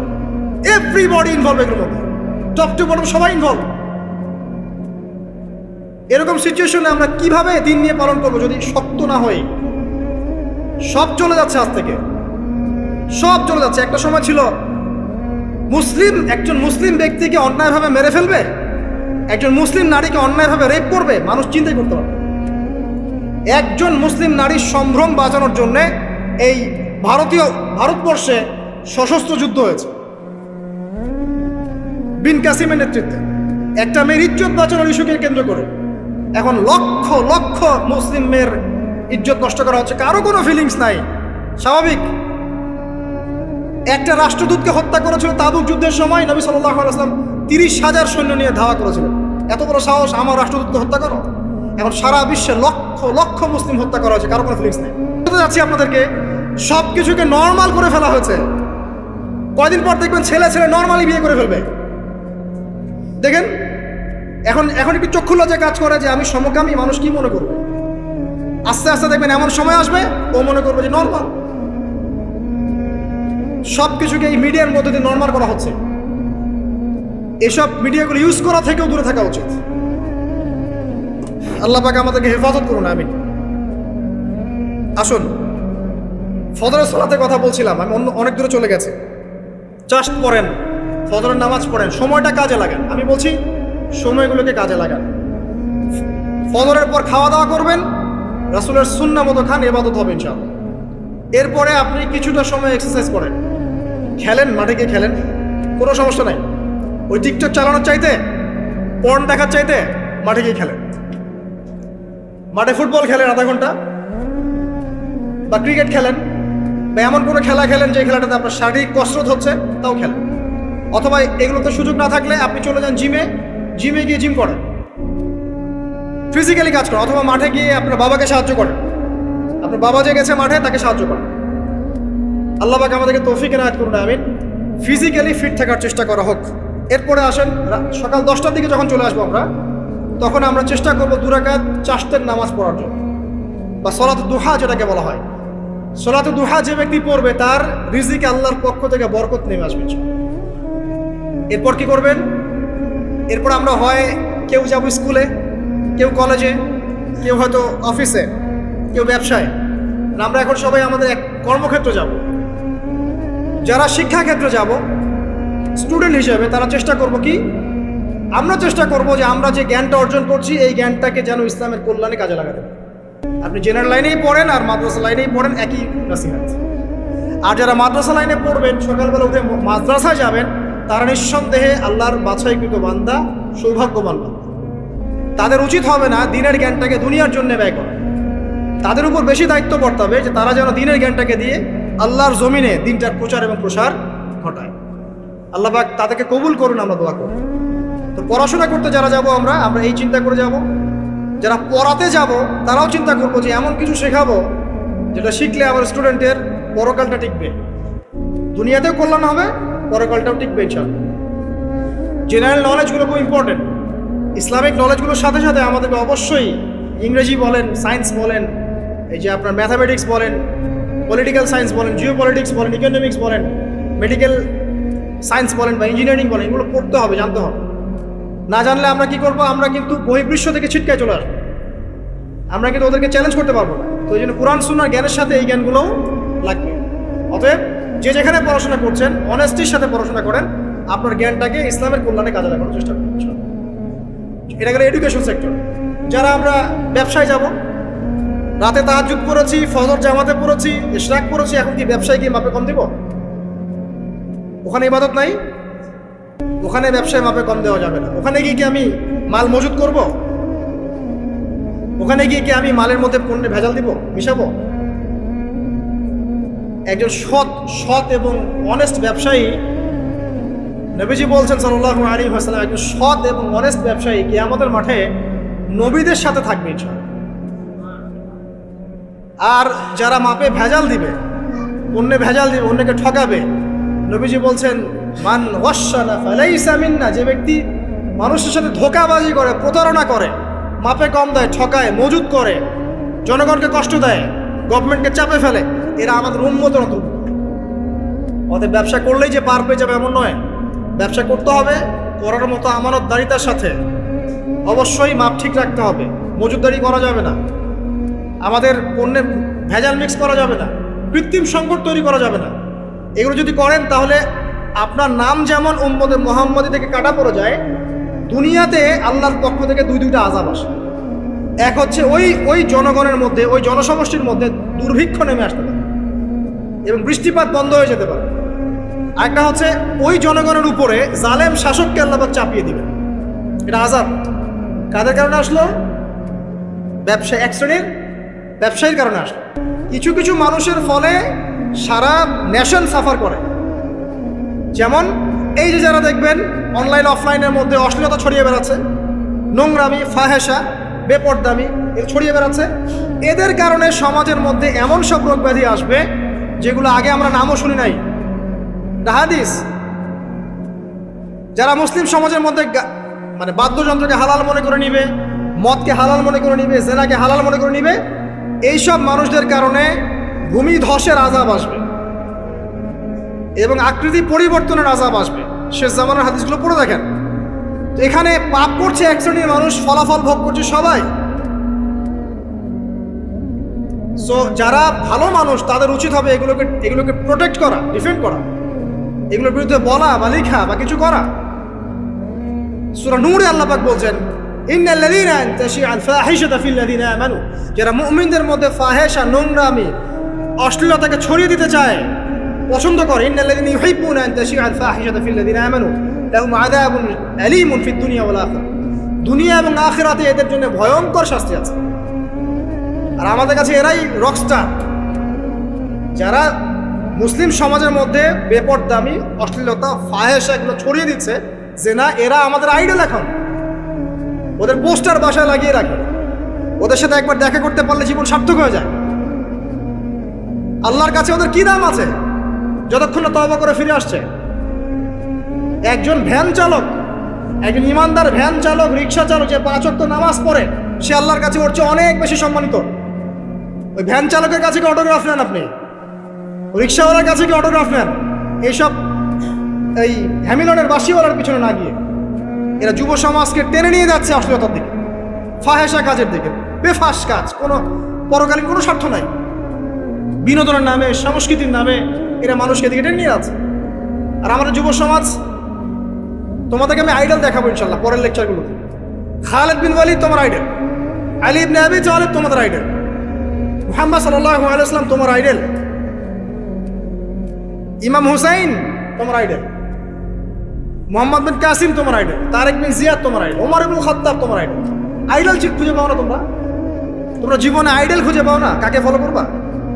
একজনের নাম বলবো, একজন অনলি, মুহাম্মদ সাল্লাল্লাহু আলাইহি ওয়াসাল্লামের পরে একজনের নাম যদি বলতে বলেন আমাকে, আলী রাদিয়াল্লাহু আনহুর জীবনী পড়ো যাও, আলী ইবনে আবি তালিব রাদিয়াল্লাহু আনহুর জীবনী পড়ো যাও, গিয়ে দেখো তোমার আইডল এখানে বসে আছে, লুকিয়ে আছে। তাদের মধ্যে ছিল ব্যক্তিত্ব, শৌর্যবীর্য, আনুগত্য, জ্ঞান, প্রজ্ঞা, দিন প্রতিষ্ঠার তামান্না, জিহাদ, এবং তারা বদর, উহুদ, খন্দক, খায়বার করেছেন। শেষ পর্যায়ে যখন তাদেরকে মৃত্যুবরণ করতে হয়েছে, তখনও তাদেরকে সামন থেকে কেউ আক্রমণ করতে পারে নাই, পিছন থেকে আক্রমণ করতে হয়েছে। বীরদেরকে কেউ সামনে থেকে মারতে পারে, পিছন থেকে মারতে পারে। আইডল খুঁজে পাও না তোমরা? মেসি তোমার আইডল, নেইমার তোমার আইডল, বলিউড হলিউডের নায়ক নায়িকা তোমাদের আইডল? সুবহানাল্লাহ, বাংলাদেশের নায়ক নায়িকা তোমাদের আইডল? যারা জীবনে কত পাপ করেছে তারা নিজেরাই জানে, ওদের বিবেকই ভালো করে জানে যে ওরা কত পাপ করেছে। তোমাকে বাইরের চাকচিক্য দেখে মনে হচ্ছে খুব সুন্দর সুশ্রী, ভিতরের কলিজাটা এদের কুৎসিত কালো। আলেম ওলামার কাছে এসে পড়ে থাকো, যারা বড় বড় ওলামায়ে কেরাম তাদের কাছে এসে পড়ে থাকো, তারা তোমাদেরকে পথ দেখাবে ইনশাআল্লাহ। আল্লাহ পাক বোঝার তৌফিক দান করুন। আমি আর লম্বা করছি না, শেষ করে দিচ্ছি ইনশাআল্লাহ। লেখাপড়া এবং ওয়ার্কের বিষয়গুলো বলছিলাম যে আমরা যারা লেখাপড়া করব, প্রফিটিক লাইফস্টাইল করতে হলে এবং প্রোডাক্টিভ মুসলিম হতে হলে লেখাপড়াটা করতে হবে আল্লাহর সন্তুষ্টির জন্যে। চাকরি বাকরি, ব্যবসা বাণিজ্য যাই করে, কৃষিকাজ, সব কিছুর উদ্দেশ্য হবে কি? আল্লাহর সন্তুষ্টি অর্জন করে এবং ওই ক্ষেত্রে সৎ থাকা, কাউকে না ঠকানো, মাপে কম না দেওয়া, দুর্নীতি না করা, ঘুষ না নেওয়া। তাহলে আপনার জীবনের প্রত্যেকটা কাজই কি হবে? ইবাদত হিসেবে গণ্য হবে ইনশাআল্লাহ তাআলা। শেষ করার আগে আমরা জোহরের ওয়াক্তে চলে আসছি। আপনি আপনার জব সেকশনে কাজ করছেন, নামাজের ওয়াক্ত হলো, নামাজ পড়ে নেবেন।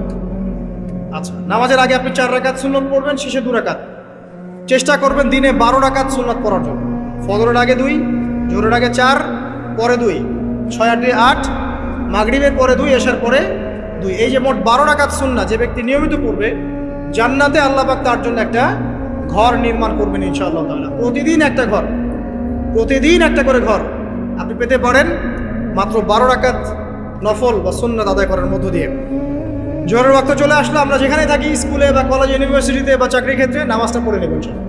এরপর আবার কাজে যান, কাজ করেন, লাঞ্চ করেন, খাওয়া দাওয়া করেন। আবার খাবার সুন্নাত ভুলে যান না। 7 পেট না, 1 পেট খাবার, 1 পেট পানি, 1 পেট ফাঁকা, এবং হাইজেনিক ফুড, ম্যানুফ্যাকচার না। তারপরে যান, রেস্ট করেন, কাইলুলা যেটাকে বলে, 1 থেকে 1.5 ঘন্টা রেস্ট করেন, ঘুমান। তারপরে আপনি বিকেল সময়টা আবার আসরের নামাজ পড়েন, আপনার কর্মক্ষেত্রে কাজগুলো সারেন। সন্ধ্যায় আপনি আবার বাসায় ফিরে আসবেন। সন্ধ্যায় বাসায় ফিরে আসবেন, ফিরে আসার পরে মাগরিবের সালাত পড়লেন জামাতে। পড়ার পরে বিকেল টাইমটা, মাগরিবের আগে বিকেল টাইমটা আপনি ঘুরতে যান, পরিবারকে সময় দেন, বাচ্চাদেরকে সময় দেন, একটু দিনী ভাইদের সাথে বসেন। ওই সময় যদি কোনো হালাকা অ্যারেঞ্জ করা যায়, মসজিদ ভিত্তিক তালিমে বসেন, যদি হাদিস পড়েন, কোরআন দার্স নেন, বা অনলাইনে কোনো লেকচার শুনেন, বা বই পড়েন, কিছু একটা করেন। আর পরিবারকে সময় দেন। পরিবারকে সময় দেওয়ার পর মাগরিবের ওয়াক্ত হয়ে যাওয়ার পরে, মাগরিবের নামাজ শেষ, ফজরের পর আপনি যে আমলগুলো করেছেন মাগরিবের পর, সেই আমলগুলো আবার করতে হবে, সেম কাজ। এভাবে করতে করতে দেখবেন 1 ঘন্টা চলে গেল। বাসায় গিয়ে আপনি পরিবারকে সময় দেন, আপনার অফিসের কাজ, হোমওয়ার্ক, স্কুলের কাজ, ইউনিভার্সিটির কাজ, এগুলো শেষ করেন। শেষ করার পরে আপনি রাতের খাবার খেয়ে নেন, খেয়ে নিয়ে আবার চলে আসেন মসজিদে, এশার নামাজ পড়েন, পড়ে বাসায় গিয়ে জাস্ট ঘুম, আর দেখা দেখি নেই। তখন আপনি আবার দেখবেন ফজর ওই 4টা 3টে উঠতে পারবেন, তাহাজ্জুদ পড়তে পারবেন, ফজর পড়তে পারবেন, আবার আপনার দিনটা লম্বা হবে ইনশাআল্লাহ। এভাবে 1 দিন 2 দিন না, সপ্তাহে 7 দিন, মাসে 30 দিন, বছরে 365 দিন যখন এই প্রজন্ম কাটাতে পারবে, আমরা কাটাতে পারবো, তখন আমাদের মুখে মানাবে দিন ইসলাম প্রতিষ্ঠার কথা। তার আগে আমাদের মুখে এসব কথা মানায় না। এখন আমাদের মুখে এসব কথা এখন মানাচ্ছে না, কারণ আমরা তো আমলই করছি না। আমাদের ঈমান আকীদা ঠিক নাই, আমাদের প্রফেটিক লাইফস্টাইলই তো নাই, নবী সাল্লাল্লাহু আলাইহি ওয়াসাল্লামের মতো লাইফস্টাইলই তো নাই আমাদের। তাহলে আমাদের দ্বারা কেমন করে দিনের পতাকা আল্লাহর জমিনে প্রতিষ্ঠিত হবে বলেন তো দেখি? এভাবে যখন একটা উম্মাহ গড়ে উঠবে, খুবই ডিফিকাল্ট, এটা কিন্তু অনেক বড় চ্যালেঞ্জ। এবং এটাই সবচেয়ে বিগ টাস্ক এখন, যে এই আমরা যারা আছি, আমাদের ইয়াং তরুণ প্রজন্ম, আমাদের মা বোন, বাচ্চা কাচ্চা এবং আমাদের বৃদ্ধ, সবাই মিলে যখন এইভাবে মুভ করবে, তখন দেখবেন একটা জাতি সকাল থেকেই সজাগ, সকাল থেকেই জাতি সজাগ। যেমন একটা চমৎকার একটা আইন করা হয়েছে না, রাত 8টায় সব বন্ধ, খুবই ভালো। কেউ অ্যাপ্রিসিয়েট করুক না করুক, আমি শুরুতেই বলেছি আলহামদুলিল্লাহ, খুব ভালো। অ্যাটলিস্ট এখন 10টায় ঘুমাতে পারবো, তারপরেও দেখবেন 3টার আগে ঘুমাচ্ছেন। কিন্তু আপনি মদিনায় গিয়ে দেখবেন ফজরের পর থেকেই সব কিছু লাইফ, স্কুল, কলেজ, দোকানপাট, অফিস, সব ওপেন। কারণ আমাদের উম্মত, এই উম্মতের জন্য ফজরের পরের সময়টাতেই বরকত রাখা হয়েছে। যে সময়টা আমরা পাই না। আমাদের সকাল হয় 11টায়, আমাদের সকাল হয় 10টায়, কর্মক্ষেত্র শুরু হয় 10টায়। এই জন্য সকাল ওই যে 5টা থেকে 10টা, এই বরকতটা আমরা পাই। এভাবে যদি আমরা নিয়মিত 24 ঘন্টা কাটাতে পারি, ওই যে আয়াতটা প্রথমে বলেছি, ওয়া মা খালাকতুল জিন্না ওয়াল ইনসা ইল্লা লিয়াবুদুন, আমি জিন এবং মানুষকে শুধুমাত্র আমার ইবাদত করার জন্যই সৃষ্টি করেছি। এই আয়াতটার হক আদায় হবে ইনশাআল্লাহ, ব্যক্তি জীবন সুন্দর হবে ইনশাআল্লাহ, আমাদের পরিবারগুলো সুন্দর হবে ইনশাআল্লাহ, আমাদের যুব সমাজ একটা গতি পাবে, হ্যাঁ, এবং তারা প্র্যাকটিক্যাল বাস্তব বিষয়গুলোকে নিয়ে ব্যস্ত থাকবে, অবাস্তব অনেক জিনিসগুলো পিছনে ছুটবে না। আমাদের সমাজটা সুন্দর হবে ইনশাআল্লাহ। আস্তে আস্তে দেখবেন উম্মার একটা বড় বড় অংশ ইনশাআল্লাহ আযজা ওয়া জাল আগামী দিনগুলোতে দিনকে এগিয়ে নেওয়ার জন্য এবং দিনকে আল্লাহর জমিনে প্রতিষ্ঠার জন্যে শক্তি, মেধা, মনন, তাদের এনথুজিয়াজম সব কিছু আল্লাহর সন্তুষ্টির জন্য ঢেলে দেওয়ার প্রয়াস পাবে ইনশাআল্লাহ।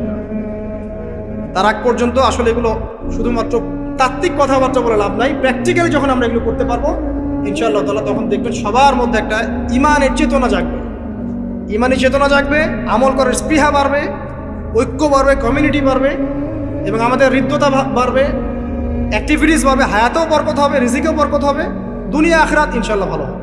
এবং দেখবেন অ্যাজ এ নেশন আমরা সবাই ভালো করবো ইনশাআল্লাহ তাআলা। বিশ্বের বুকে আমরা মাথা তুলে সত্যিকার অর্থে দাঁড়াতে পারবো ইনশাআল্লাহ তাআলা। আল্লাহ পাক আমাদের সবাইকে তৌফিক ইনায়াত করুন, আমিন। আজকে আমি আর লম্বা করছি না। আকুলু কওলি হাযা আস্তাগফিরুল্লাহ লি ওয়া লাকুম ওয়া লিসাইরিল মুসলিমিন। বারাকাল্লাহু লানা ওয়া লাকুম বিল আয়াতিল হাকীম ইন্নাহু তাআলা জাওয়াদুন কারীম ওয়া রাউফুর রহিম।